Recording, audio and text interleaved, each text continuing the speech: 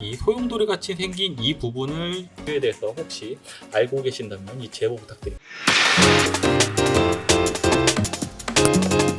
안녕하세요, 에마입니다. 오늘은 페어런치와 널 오브젝트에 대한 기능에 대해서 알아볼 건데요. 이 기능을 아는 순간 여러분은 한 차원 높은 모션 그래픽의 움직임을 잡을 수 있게 되는 겁니다. 하지만 인간은 3차원의 생물로서 그 이상의 차원에 대해서 이해하지를 애프터 이펙트의 페어런치 기능과 널 오브젝트 기능이 없었다면 복합적인 기능의 간단한 움직임을 하나 만들거나 수정하려 해도 엄청난 시간이 들어갔을 겁니다.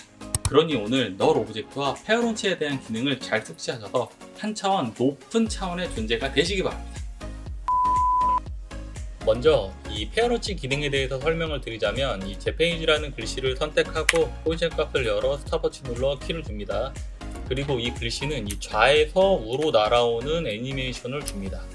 그리고 이 밀리터리 섹슈얼이라는 글씨를 선택한 다음에 이 레이어는 이제 우측에서 좌측으로 날아 들어오는 애니메이션을 줍니다.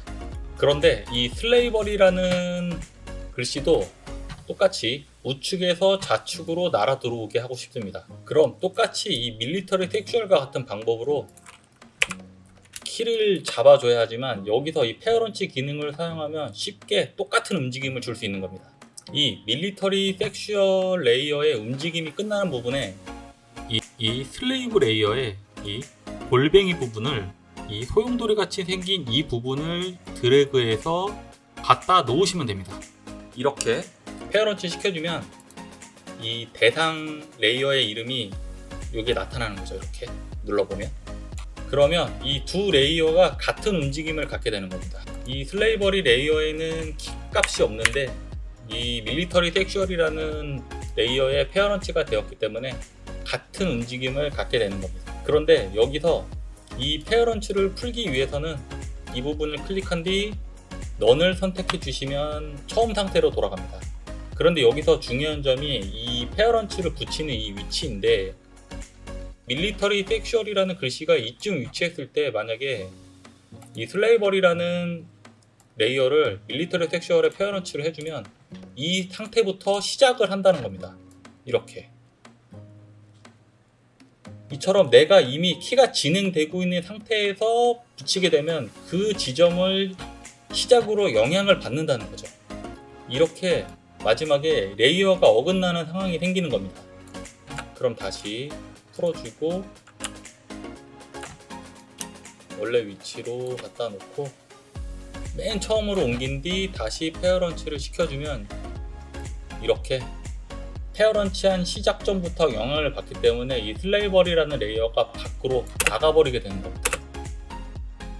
풀어주고 그래서 이 마지막 정립된 화면으로 같이 끝나야 하기 때문에 이 키프레임이 끝난 이 지점에서 페어런치를 해준 겁니다. 이걸 이제 간단하게 설명하자면은 이 밀리터리 섹슈얼이라는 달리고 있는 가상의 기차에 갑자기 올라타게 되면 내가 그 기차에 올라탄 그 칸에 붙어서 다닌다고 생각하시면 됩니다. 그러니까 페어런치를 풀어주고 이 밀리터리 섹슈얼이라는 기차가 달리고 있는데 내가 이 상태에서 슬레이버리라는 레이어를 갑자기 기차에 올라탄 겁니다. 그럼 이 상태부터 기차에 올라타서 그 칸에 따라가는 겁니다. 그래서 이렇게 레이어가 어긋나는 거고 내가 이 붙인 그 시점부터 모든 영향을 받게 되는 겁니다. 페어런치를 풀어주고 그래서 이 레이어가 끝나는 아니면 내가 원하는 위치에 있을 때 그때 페어런치를 해주는 겁니다. 그러니까 사실 이 부분은 조금 이해가 안 가실 수도 있는데 이 혼자서 내가 이 페어런치를 시킬 레이어에 이 키값을 주고 이 레이어를 이 상태에서도 붙여보고 저 상태에서 붙여보고 하시면은 충분히 이해하실 수 있는 부분이니 지금 이해가 안 간다고 너무 걱정하지 않으셔도 됩니다. 그리고 이 페어런치는 움직임과 스케일, 로테이션에 모두 영향을 줍니다. 그러면은 이 큰 점에 이 작은 점들을 모두 페어런치 해보겠습니다. 점도 큰 점에 페어런치. 레이어를 다중 선택하는 방법은 Shift 키를 누른 상태에서 이런 식으로 레이어로 선택하는 방법과 컨트롤 키를 누른 상태에서 이렇게 레이어를, 그러면 이 작은 점들이 이 큰 점의 앵커 포인트를 중심으로 스케일이 커지고 작아지고 하게 되는 겁니다. 그런데 이 페어런치에서 이 오파시티의 기능은 적용이 되지 않습니다. 보시면 이렇게 큰 점의 오파시티 값을 줘보면 그러니까 큰 점만 사라지고 나타나고 하는 겁니다. 이렇게 페어런치 기능은 모든 움직임에 관해서는 영향을 주는데 오파시티 값에 대해서는 영향을 주지 않는 거죠. 자, 그러면 여기서 큰 점의 로테이션 값을 한번 줘보겠습니다. 자,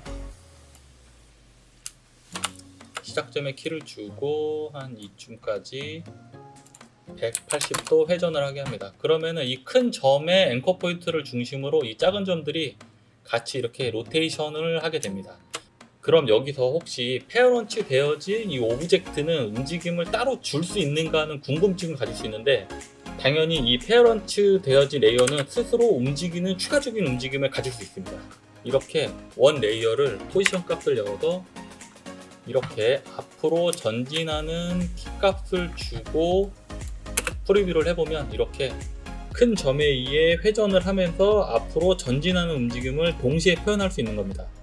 그리고 이 페어런치의 또 다른 유용한 기능은 이 슬레이브와 재패니즈, 그 다음에 밀리터리 섹슈얼이라는 글씨를 선택한 뒤 이 글씨를 조금 더 키우거나 만약에 작게 하게 된다면 이렇게 각자의 앵커 포인트를 중심으로 사이즈가 변하기 때문에 레이아웃이 이렇게 변경이 되게 됩니다. 이럴 때 이 대표 레이어를 하나 지정해서 그 대표 레이어에 페어런치를 해준 뒤 이 대표 레이어를 스케일 조절을 하게 되면은 이렇게 이 대표 레이어의 앵커 포인트를 중심으로 크기 조절이 되기 때문에 레이아웃이 변하거나 다시 정렬해야 되는 번거로움이 사라지는 거죠. 이렇게 지금까지 보신 게 이 페어런치 기능의 전부입니다. 그럼 이제 널 오브젝트에 대해서 설명을 드릴 건데, 이 널 오브젝트는 이 페어런치 기능만을 사용하기 위한 일종의 덤이라고 생각하시면 됩니다. 그럼 페어런치 기능만 알면 되지 널은 뭐하러 알아야 하는가 라는 의문이 생기는데, 앞에서처럼 큰 원의 나머지 원들을 다시 한번 모두 페어런치 시켜보겠습니다. 그런데 갑자기 이 큰 점이 너무 크다고 생각하는 거죠. 그러면은 이 큰 점을 사이즈를 이렇게 줄이면 나머지 점들이 모두 페어런치가 되어버렸기 때문에 이 작은 점들까지 이 큰 점을 중심으로 사이즈가 줄어듭니다. 그러면 다시 이것들을 전부 선택해서 페어런치를 풀어주고 다시 사이즈를 조절한 뒤 다시 또 점들을 선택해서 페어런치를 해줘야 하는 번거로움이 생기게 되는 거죠. 그래서 이렇게 널 오브젝트가 필요한 겁니다. 널 오브젝트의 생성 방법은 이런 요 부분에 빈 공간에 마우스 오른쪽 버튼을 눌러서 New 그 다음에 널 오브젝트 하시면 널 오브젝트가 생성이 됩니다. 또는 레이어의 New의 널 오브젝트 이렇게 하셔도 생성이 하실 수 있고, 단축키 Ctrl Alt Shift 모두 누른 상태에서 Y를 눌러서 널 오브젝트를 생성하실 수도 있습니다.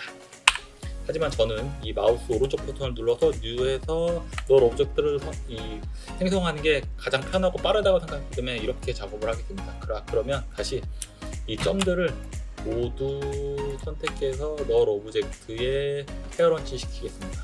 자, 이 상태가 되면은 이 큰 점을 내가 너무 크니 작게 크게 이 하는 게 아무런 문제가 없는 거죠. 그리고 이 널 오브젝트의 로테이션을 줘보겠습니다. 자, 이렇게 프리뷰에서 보시면은 지금 이 널 오브젝트의 앵커 포인트를 중심으로 원이 돌고 있기 때문에 중심이 맞지 않아서 약간 이렇게 어색하게 돌아가는 걸 보실 수 있습니다.